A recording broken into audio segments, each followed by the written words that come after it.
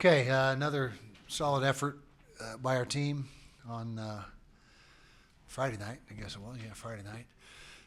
All three phases played well again, and we just continue to be in a rhythm on offense. Continue to play well on D. Special teams is coming around. Won the turnover margin 3-1, which always works to our favor, almost always to our benefit. Outstanding individual performance by Zach Moss. He was over 200 yards for the night, and was really the catalyst for the offense. Didn't throw the ball as much as the previous games, but didn't need to, and that's fine. As long as we're efficient when we do throw, that's the key. Had a good showing in the punt return game. Britt Covey got some things going in the punt return game. Matt Gay was his usual solid self kicking the football. Mitch Wisnowski punted the ball well, created a takeaway with our punt team on the muff punt, so that was good to steal that possession early in the game. So now it's on to Arizona State. They're playing well. They had a nice win at the Coliseum on Saturday. They got some weapons. They got a very good running back, Benjamin, 300 plus yards in I guess it was the Oregon State game. Anyways, he's a heck of a back. Quarterback's dynamic, athletic, and the receiver is as good as there is in the country. He's a big time player. So got a lot of challenges, particularly for our defense, coming up this week. And just like every other week, got to be ready to go. It's another just another game that we got to play well in. So that's where we're at. Questions? Looking at Britton Covey and kind of what he does on offense, he's almost like your team's Swiss Army knife in all the functions that he can do. What about his mentality and his skill set allows him to flourish in so many different roles? Well, first of all, he's so intelligent. He's one of the most intelligent players probably that I've ever coached and that I've ever been around. So he can, be taught all those various positions. He's in the backfield. He's in the slot. He's involved in a lot of our special plays. So that's the starting point. Then he's very athletic. He's not the biggest guy, as we all know, but he's got tremendous quickness. He's got a good skill set. He can throw the ball, and in the return game, he's excellent at fielding punts and kickoffs. So he's just, like I said, he's a do-all guy for us, and he's a critical component to what we're doing. Kyle, any idea why ASU has been such tough sledding for you guys over the years, and even last year's game was kind of? Yeah, they got good players, and that's something that has been consistent since we've been in the league. They've been one of the more athletic and talented teams. They're well coached. They've always been well coached. They're, Coach Edwards right now, Herm Edwards is doing a great job with them, and that's probably the reason. I don't know what our record. What are we? 2-6, 3-5. I don't know what our record is against them, but they have been a tough matchup for us. Kyle, what attributes does Jav Guidry have that make him an effective slot corner? Number one is his blazing speed. I mean, he's got the ability to, if the receiver does get separation, to close that separation in an instant. He can make up that ground. He's always in great position on the route, almost always, not every single time, but he's usually got very good position on the receiver when he's running this route. He knows exactly, where to be and where to position himself. But the key is that speed and quickness that he has. And the follow-up to that is, in this day and age, is it weird for you to field only two linebackers? Kind of when did that evolve? Yeah, that's been a few years now where that has been the is the majority of the snaps, the 4-2 nickel. I think that transition occurred might have been 3 or 4 years ago where the tipping point occurred and 4-3 became the lesser played scheme, and so I'm used to it, and it's we're used to it. It's pretty much I'd say if you went across the country, I think that's pretty much the standard across the country. Arizona State has traditionally been a really rush-heavy front. They like to blitz a lot, do different things. Are you seeing that from them this year with Edwards there, and Yeah. kind of what are the differences that that he brings to the Yeah, table? not as much pressure as when Coach Graham was there. It was big time pressure when Coach Graham was there, and some years, 50% or better. I mean, it was a lot of pressure. Not so much now. They they split time in a 3-man front and 4-man front. Odd and even. So they're both as far as their front. A lot of zone coverage. Quarters and some cover 3, and so it's more non-pressure defense than what they've been the last 4 or 5 years. Coach, your wide receivers kind of got a bad rap early in the year for dropping passes. Just talk about how they've improved in doing now, and then also maybe just talk a little about Solomon as long as he's here today. Yeah, well, they've been one of the most improved areas on the team from the beginning of the season, but we were expecting, what we're getting now is what we were expecting back when we watched them in fall camp and spring ball.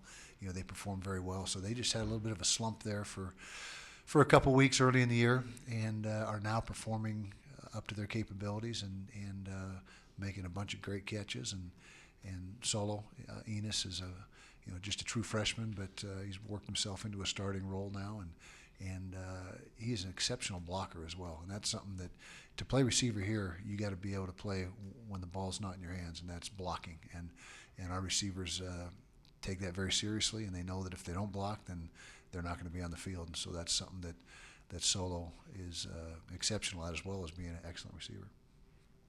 With what happened Saturday, you enter the month undisputed first place in the South, so all the teams are going to be aiming for you.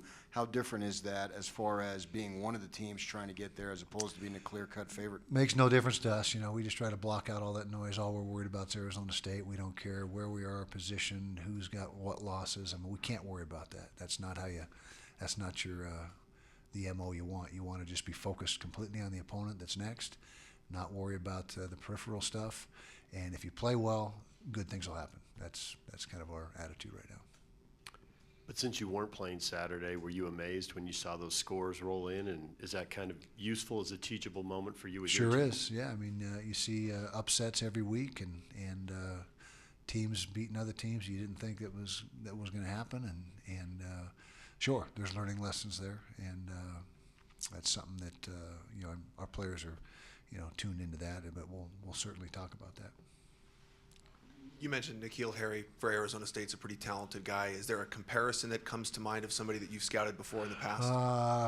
Maybe Megatron, the guy from Georgia Tech that played in the NFL for years. And I mean, they're similar as far as that goes. He's 6'4" and 220 plus, and he looks like the same as Megatron did when we played him back in the, I can't remember what bowl that was, 05 bowl. Yeah. There you go. Yeah. Okay. Four straight games over 40 points. Would you say maybe the biggest reason is the consistent play of the offensive line?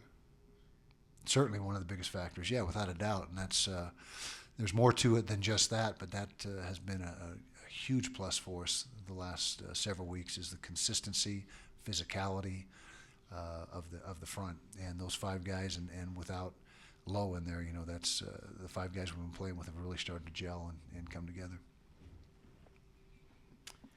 How do you think the Pac-12 stacks up against the other P5 conferences, and how do you think that the various conferences compare among themselves?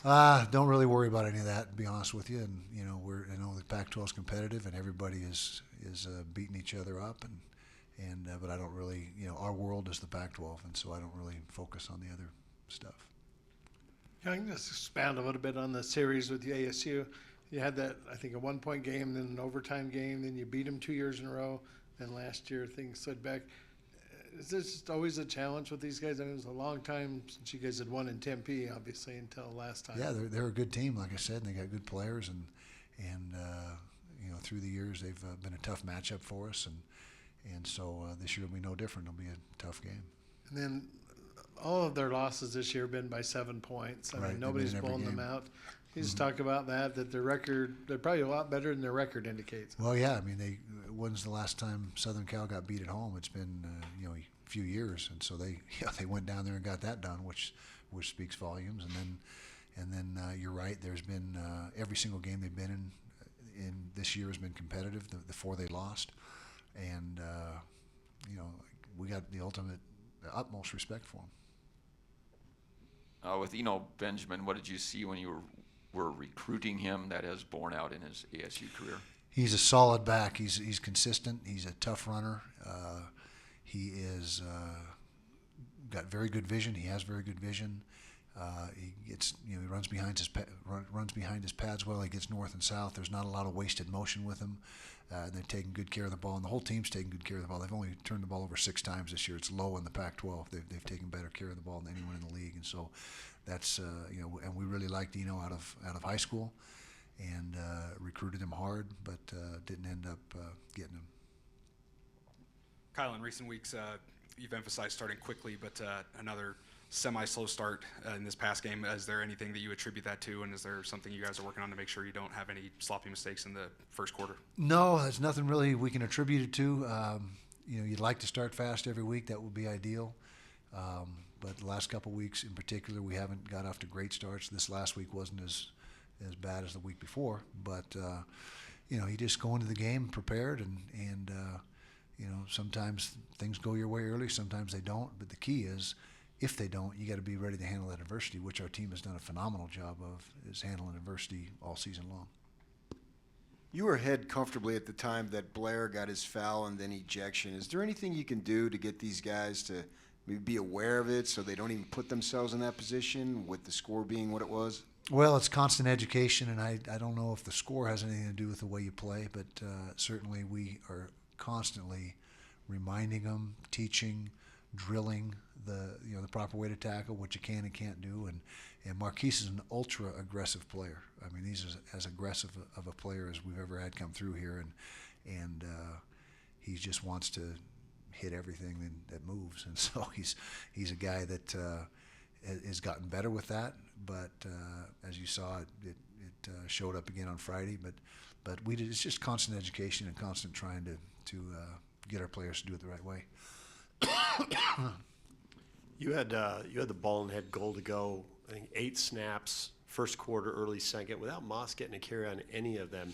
The way you preached the running game, were you comfortable with that? Because you complimented the play calling after the game. We talked about that offensively, and some of the things they do defensively down in tight lended itself to maybe attacking the edges a little bit more because they pack it in so much. But still, in hindsight, we all agreed in the staff room that just give it to Moss, even though that may be what they're trying to take away. He's so effective that probably would have done it a little differently.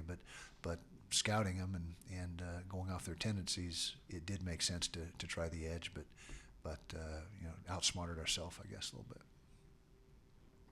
I know you don't always evaluate the team fully until the end of the season, but what's making Troy Taylor's offensive scheme so effective lately than maybe at the beginning of the season? Well, I think the same things I mentioned last week that have really started to come together. We've already talked about the offensive line play and how consistent they're being, the receivers. They've stepped things up, and the drops have pretty much been eliminated. Knock on wood. They've done a great job catching and holding on to the ball.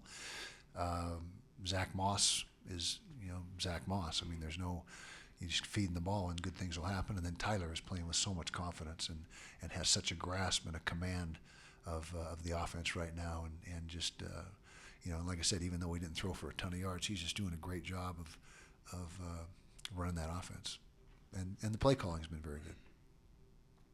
So does Terrell Burgess become the starter Saturday at safety, or are there other possibilities? There's other possibilities, but that's certainly one of them. And Terrell is kind of like we talked about Covey being the Swiss Army knife of the offense. He's kind of the Swiss Army knife of the defense. He can play corner, slot corner, either safety spot. And so we'll just have to figure out what the best combination is, but that is a strong possibility that he would take over there. We believe for the first time ever that Utah and Utah State are both in the top 20 at the same time. Is that kind of cool for the state? And maybe you send a congratulations text to Matt, or if you had any contact with him. You want me to send a congratulations text? Well, I respect Matt Wells. I think he's a heck of a football coach, and he's doing a great job up there, and they are playing very, very well in addition to what we're doing. We're both seem to be hitting on all cylinders, at least for the time being, and so that's good for the state to have two teams ranked. I will send them a text. I'll write that down. Okay. I know you can't give away the game plan, but you mentioned Megatron, and you put Eric Weddle on him most of the day. Was that kind of, in that bowl game, was that kind of out of desperation? Is the way you kind of have to handle a star receiver? now that you're facing that same situation? No, you don't have to handle them that way. There's different options. You can roll a corner up and roll a safety over the top of them. You can bracket. You can do some other things, but we'll just have to. We're still in the formative stages of the game plan, and we have a lot of faith in our two corners. Both those guys, Jalen and Julian, are really good players, and so we'll just have to come up with what we think is best. But there's a lot of different ways to do it. I think that was that his freshman year at Georgia Tech when we played him? I think it was his freshman year. No, it was Julio's freshman year in the Sugar Bowl. So anyway, Eric Weddle's a special talent as well, and so that we felt that was a good matchup. In answer to your question back then, that was our superstar player against their superstar player. So, but we'll see what we do this week. Thanks, guys. Oh, I'm sorry. Sorry, Kyle. Sorry. Okay, that's all right. This last question. So ASU hasn't been that great against the pass defense necessarily. Does that give you an opportunity to kind of maybe exploit that, or is it still Zach and kind of forcing? Yeah, that there's always what the defense is giving you, what their strengths and weaknesses are that come into play with your planning, but not as much as what you do best. We feel like we're getting a pretty good idea of our identity and what we do best, and so it's kind of a blend between the two, what we do best, and then if a defense puts 9 people in the box every snap, you got to have an answer for it. You got to be able to throw the ball, but we'll just do what we think is going to be the most effective. But I can tell you, Zach Moss will always be a big part of our plan. Okay, appreciate it.